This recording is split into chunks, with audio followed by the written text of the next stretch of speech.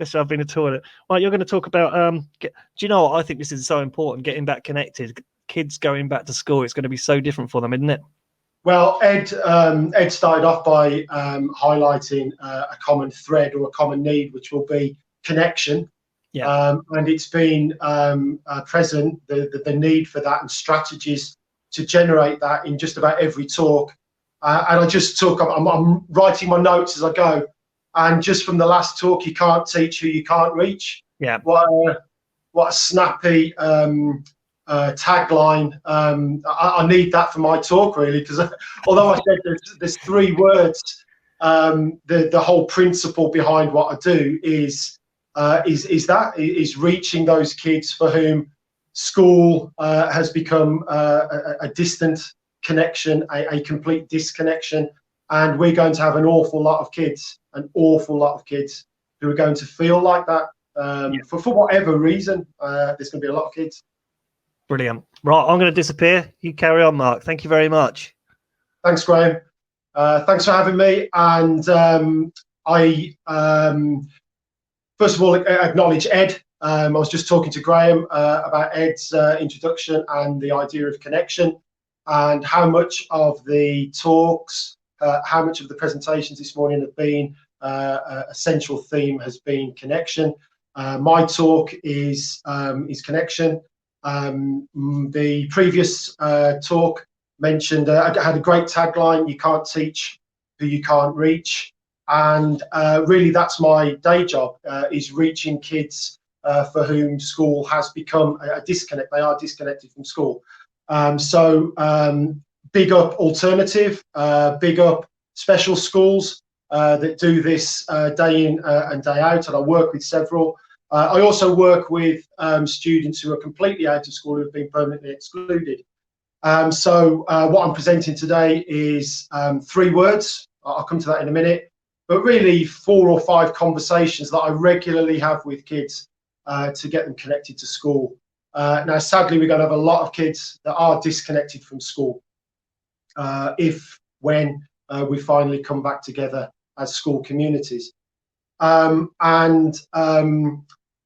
One other thing that what I'm going to talk about is more of a reminder. It's more of a prompt, because I think back to one of the earlier talks about CPD and about the whole principle of BrewEd, which is that really the teachers have the answers. In most cases, we don't have all the answers, and obviously we're willing to learn, and we want to learn, and we want to grow and get better and develop as teachers. But more often than not, teachers do have the answers. So I'm not presenting this as rocket science or a great big new idea. I'm just hoping that the 4 or 5 conversations, and certainly the 3 words, will just act more of a reminder and a prompt for teachers when we do have kids regularly in front of us again. My first one, I did a little resource. Okay. I know PowerPoints are frowned upon, so I've gone for PaperPoint. So the first conversation that I'd like to mention is meet them where they are. Recognize, think about what kind of teacher you would need if you were in their position, and be that teacher. They've been through a catastrophe, they've been through an emergency, they've been through trauma. A couple of wonderful pieces early on about growth out of trauma, and we can support that, and we can help that to happen. We can make that happen. We can help that to happen and make that happen as teachers if we turn up and meet them actually where they are. We're going to have to talk about the challenges and the difficulties and the emergency that they've been through. But we can talk about the universality of that. Everybody's experienced it. We can engage on an individual level, but this has been a universal experience. And we can talk to them about coping, about resilience, about overcoming, and about optimism and hope. And remind them that they are strong enough. Remind them of the times that they've overcome. Remind them of other people that have overcome traumas. Not unlike this, I'm a history teacher by trade, and this has happened before, and people have come through it. There will be trauma around loss, and a grieving process will be necessary, but we have to bring optimism and hope that something can be different.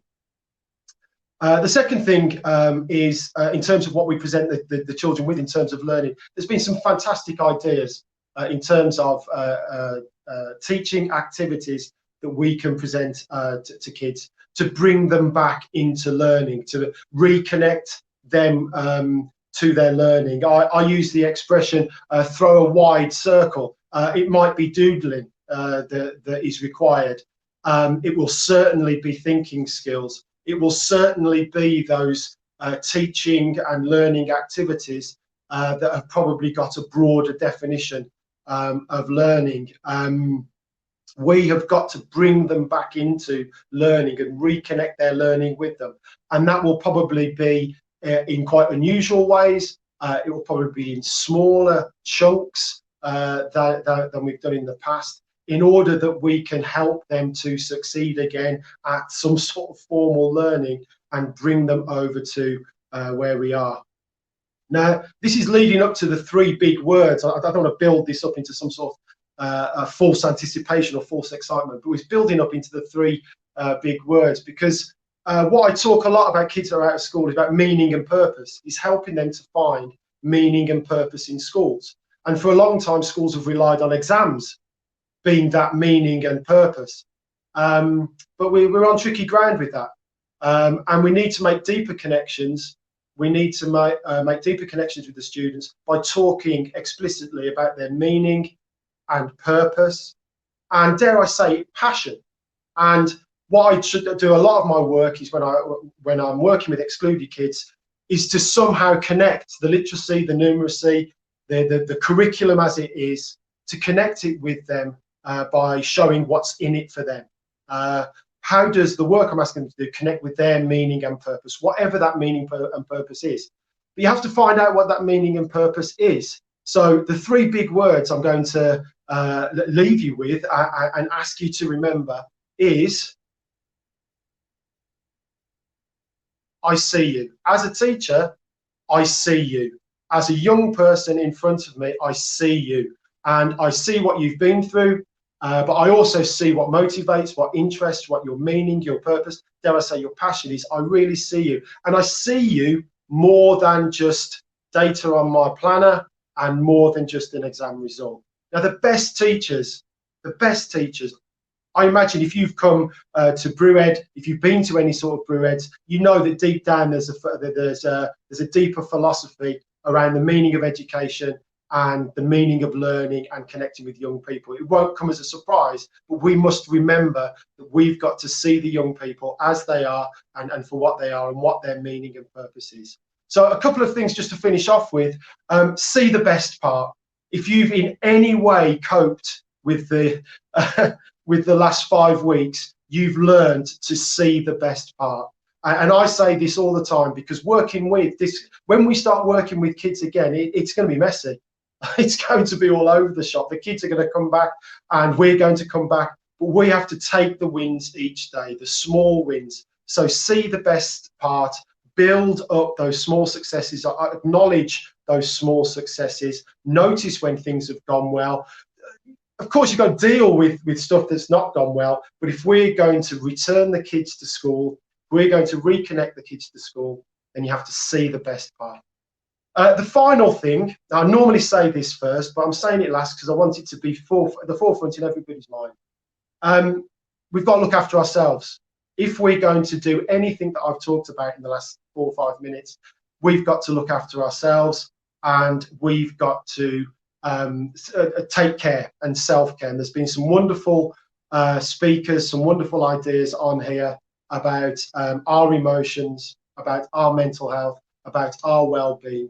And it's even more so than ever, it's not an indulgence to take care of yourself. It's not an indulgence to doodle. It's not an indulgence to breathe. It's not an indulgence to meditate. It's not an indulgence to take out. We have to check ourselves and look after ourselves. If we do that for ourselves, we might have some chance of being the teachers that the kids need when they come back, and we might have some chance of seeing the kids for who and what they really are. Thanks ever so much for listening. This is the last bit of tea I'm going to have today. I'm cracking a can. Cheers, Graham. Mark, thank you so much. Again, I've just been looking at the comments and things down the side. Everybody's agreeing with just what you're saying. It's so important. You know, it's going to be so hard for when we go back. It's just such a strange time. I was in school yesterday teaching key worker children. I had 7 children in, and even that felt really strange, you know, being in the classroom with just 7 kids, mixed age ranges. It's really, really bizarre, and it will be so strange when we do go back.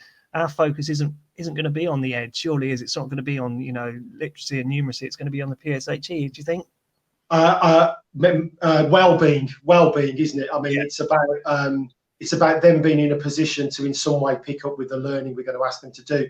I mean, just kind of looking outwards from this today, I just urge colleagues to join communities, online communities. I mean, this is an incredible thing that you've created, a really strong online community.